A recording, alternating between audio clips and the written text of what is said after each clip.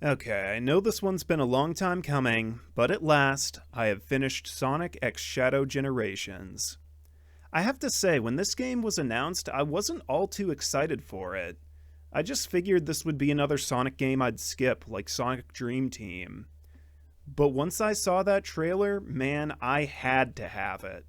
I mean, here I thought Shadow's past was a forbidden topic in the modern Sonic series. It seemed clear at the end of Shadow the Hedgehog this wasn't going to be brought up again. But Maria, Professor Gerald, and Black Doom making a return? That came out of nowhere for me. Anyway, let's get to the game itself. Like Sonic Forces, this game has two separate storylines, one for Sonic and one for Shadow. I have to say, while having multiple storylines in a game is a step in the right direction for the Sonic franchise, I still feel like this is kind of a downgrade from how things used to be. Sonic Adventure 2 had a hero story and a dark story, and then a final story where the two come together in the end. Sonic 06 had 3 stories and a final story. But Sonic Forces and Sonic X Shadow Generations both only have 2, with no grand finale or anything. I mean, I get Sonic Team doesn't want to waste their time making a bunch of different gameplay styles that might not even be fun, but you could at least give us a new one to unlock after we finish them both. The story, speaking of which, is that Sonic's friends have all decided to throw him a surprise birthday party. Given that it's Sonic's birthday, you would think Sega would have thought to age him up after this game, but no, they still list his age as 15. You know, refusing to age up characters is a trope that really irks me in media. Ken Pender's got it right. If you're going to develop Sonic's character to the point where he's not this rebellious, too cool for school teenage archetype that defined him in the 90s, you should be willing to age him up a bit. Anyway, right in the middle of Sonic's party, a big scary monster shows up and sucks all of his friends into portals to various different time periods.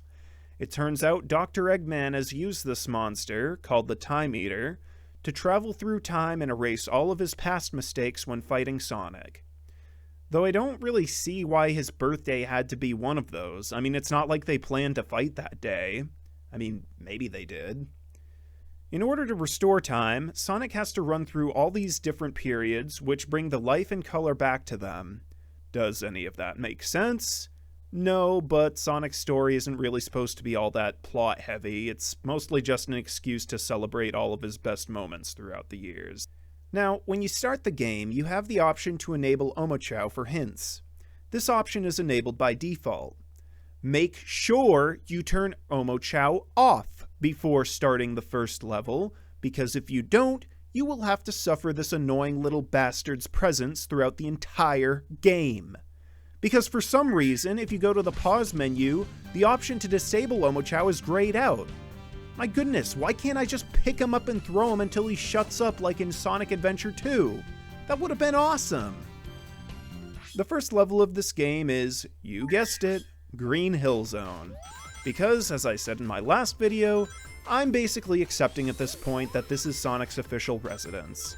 I don't like it that way, but whatever. In each stage, you will play one act as Classic Sonic and one as Modern Sonic. The Classic Sonic acts are a heck of a lot more fun than they were in Sonic Forces, but they still don't control quite like the Genesis games.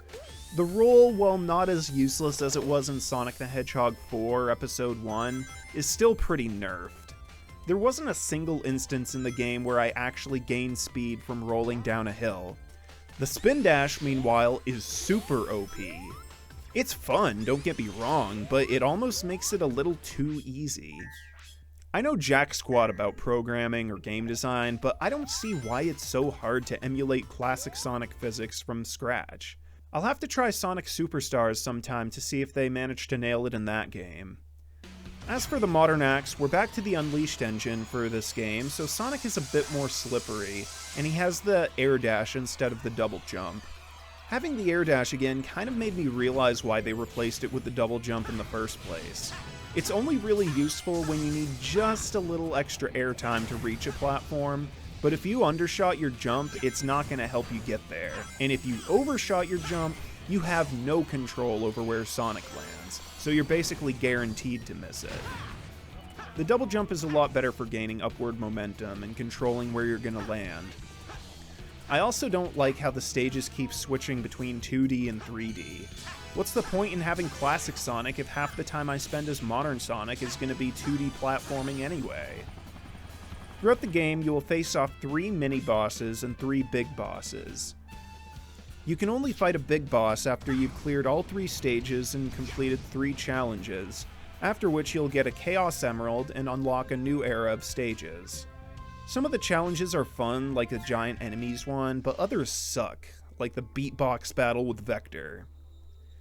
The eras, by the way, are broken up into the Classic Era, the Dreamcast Era, and the Modern Era. For Classic Sonic stages, we have Green Hill, Chemical Plant, and Sky Sanctuary. For Dreamcast, we have Speed Highway, City Escape, and Seaside Hill. And for Modern, we have Crisis City, Rooftop Run, and Planet Wisp. While I find all these stages fun, I think way too many of them were city-themed. And why is there only Classic, Dreamcast, and Modern Era? What about the Meta Era? We should have gotten a stage from Sonic Lost World, Sonic Forces, and Sonic Frontiers. Then again, a lot of the stages from Forces and Frontiers had been borrowed from older Sonic games too. After clearing all the stages, defeating all the bosses, and getting all 7 Chaos Emeralds, you'll reach the final boss, the Time Eater, controlled by Dr. Eggman and his past self. I have to say, this is perhaps the worst final boss fight of the series. You thought Omochao was annoying? Omochao only gives you advice at a few specific points in a level. Try having all 12 of Sonic's friends, including both of the Tailses, giving you tips via a communicator throughout the entire duration of the fight, even if they've already told you. To defeat the Time Eater, you have to hold down the boost button throughout the entire duration of the fight just for a chance to hit the weak spot. And even if you do it perfectly, sometimes he just dashes away like, nope. And what the heck is the point of switching between classic Sonic and modern Sonic in the fight? Oh wow, I changed the view from 2D to 3D. So helpful. Anyway, at the end of the game, the time stream is restored, the 2 Eggmans are left stranded in white space, and Sonic and his friends end up back at his birthday party. What I don't understand is why Shadow and Silver are there. Shadow wasn't at the party, and we'll see why once we get to his story, and Silver's supposed to be from the future. Nor do I understand why Classic Sonic and Classic Tails are there. After the party, they jump through a portal that takes them back to their own time period. Now, there is a theory among fans that because Dr. Eggman changed history with the Time Eater, it caused the modern Sonic and the classic Sonic timelines to diverge. Therefore, any new games that are done in the classic style are not part of the main canon. I subscribe to this theory. I think it's a creative way to keep the 2 franchises separate without getting too confusing, as is the case with The Legend of Zelda. Okay, now let's get to the part you're really interested in. Shadow Generations. In case you didn't know, Ken Pontac and Warren Graff were the primary minds behind Sonic's story, while Ian Flynn did Shadow's story. And boy does it show. Shadow's story is so much cooler than Sonic's. While Sonic and his friends were enjoying the party, Gunn sent Shadow aboard the space colony Ark to investigate some kind of life form they detected there. It turns out Black Doom had been regenerating a new body for himself there. Then, when the Time Eater pulled them into white space, Black Doom created this place called the Doom Zone there, where he could test Shadow with new powers, in hopes that by giving him these new powers, he would be able to control him again. And because the Time Eater has been pulling people and places from all history, it also pulled in Maria and Professor Gerald, so Shadow could actually see them again. This is extremely significant because Shadow had supposedly reconciled with his past at the end of Shadow the Hedgehog. But now seeing Maria alive again right in front of him? Not really easy to move past that. So, the way this game progresses is kind of paradoxical. Black Doom is back and more powerful than ever.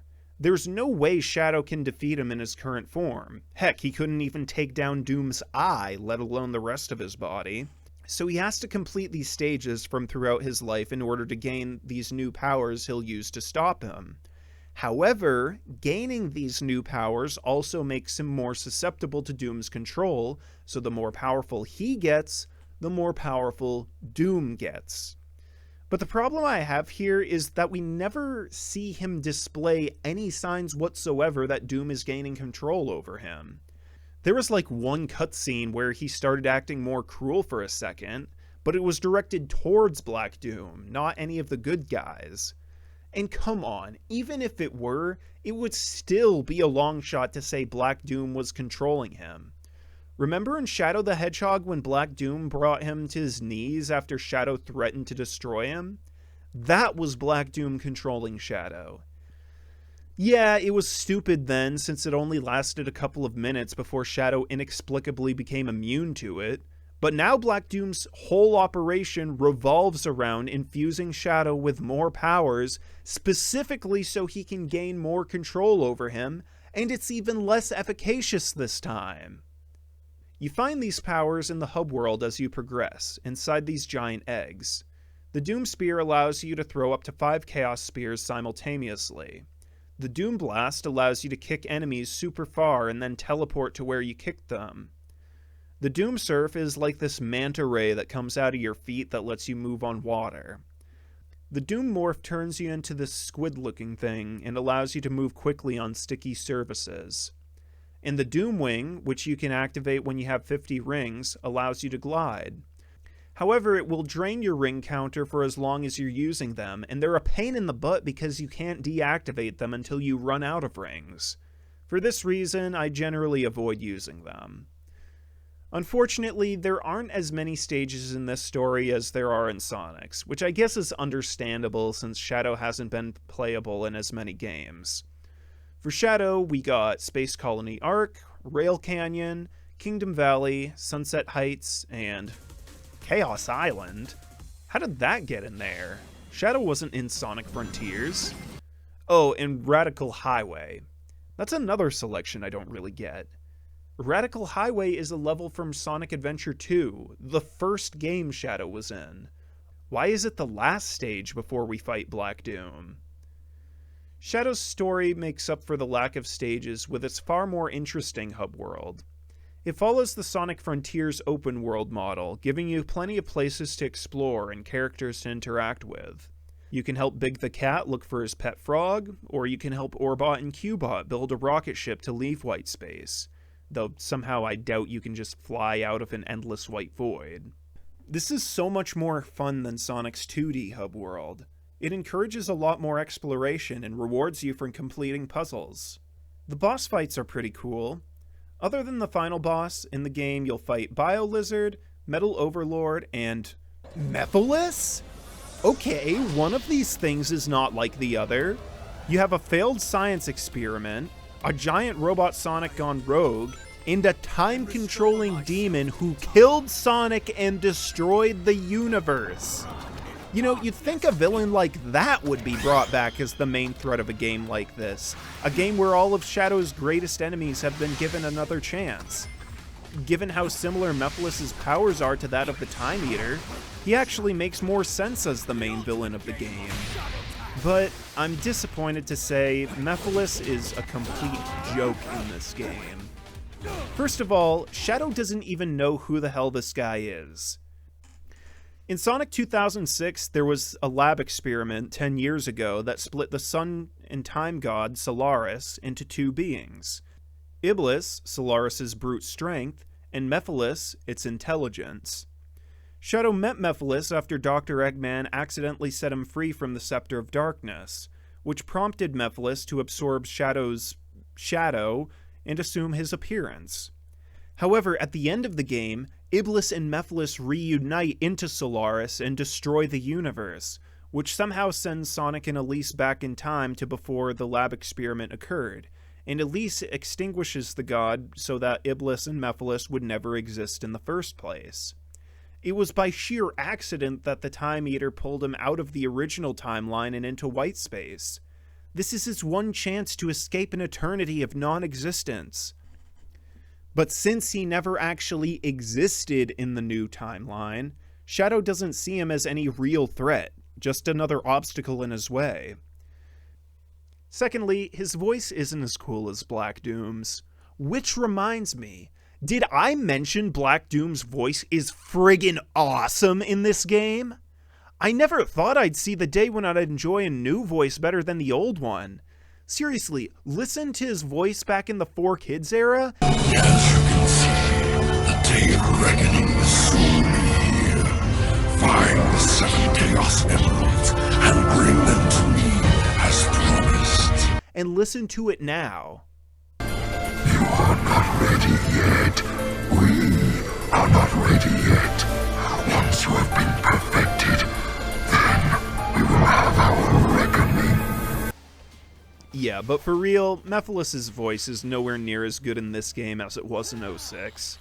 And it makes sense. Black Doom is the main villain, so you can't have him upstaging him. But really, Black Doom is a space alien, and Mephiles is this all-knowing Lovecraftian entity.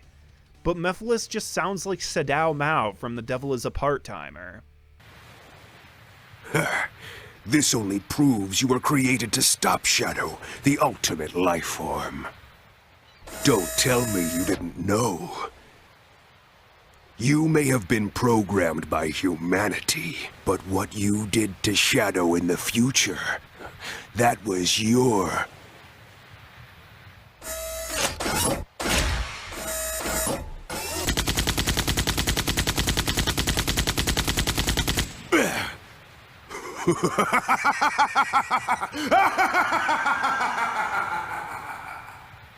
Welcome, Shadow, to the ultimate game of Shadow Tag! Drown in darkness! Dance, my shadows! Dance! Take this! Let my blade give you a taste of despair! It's time to raise the curtain on this macabre play.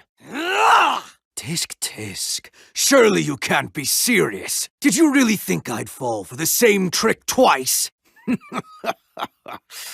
I might consider sparing you. I'm disappointed, Shadow. Truly disappointed. Third, the boss fight itself is stupidly easy. All you need to do is keep homing attacking his clones until he dies. I think the cinematics are really cool, and I like the banter, but the actual gameplay just feels a little too easy for what it is. Mephiles even tries killing Shadow right off the bat with the same energy beam he killed Sonic with in Sonic 2006. The final boss fight against Devil Doom is where it's really at. Shadow must have really gotten buffed since their last fight, because he doesn't even need the Chaos Emeralds to defeat him this time. You just use all the different new abilities you gain throughout the game. The final cutscene is one of the saddest I've ever seen in a Sonic game. After defeating Black Doom, the time anomaly begins to heal, so Maria and Professor Gerald start vanishing back to their own time. Shadow wants to tell Maria what's going to happen to her so the tragedy aboard the Ark will never happen, so he tries to get the Chaos Emerald from Rouge so he can invoke Chaos Control, freezing time and allowing them to stay a little longer. But Maria says she doesn't want to stay in white space, she just wants to get back to her own time. She insists she knows she'll see him again, something Shadow, of course, knows is not true. Then she and her grandfather disappear, and Shadow loses the one chance he never thought he'd get of bringing them back. This scene hit hard for me. Have you ever had a relative or close friend pass away, and even though you know 100% they're dead and they're never coming back, a few days later you have a dream where they're alive? And in your dream, you know what's going to happen to them, and so you try desperately to tell them in this vain attempt to stop them from dying. This is what this scene feels like. For Shadow, this must have been like watching Maria die all over again. It's quite heartbreaking. Now, there's also a secret ending to this game as well, but I don't yet know how to get it. Even if I did though, I'd rather you figure it out rather than me spoiling it for you. But yeah, that's just about all I got to say about this game. Gameplay's pretty decent for both stories. The Sonic story is kinda lame, but the Shadow story is pretty good for this franchise. And the graphics, while bland in the hub world and most of the cutscenes, are visually appealing in the levels themselves. So, I give this game a 9 out of 10. Not quite as good as Frontiers, but dang close. I also want to announce I will be taking a several-month hiatus from YouTube rather soon. Military stuff. So, don't unsubscribe, I'm not leaving forever. Hopefully there will be some new Sonic-related news out by then for me to talk about in the new video. Until then, enjoy your Easter, and I'll catch you all in a few months.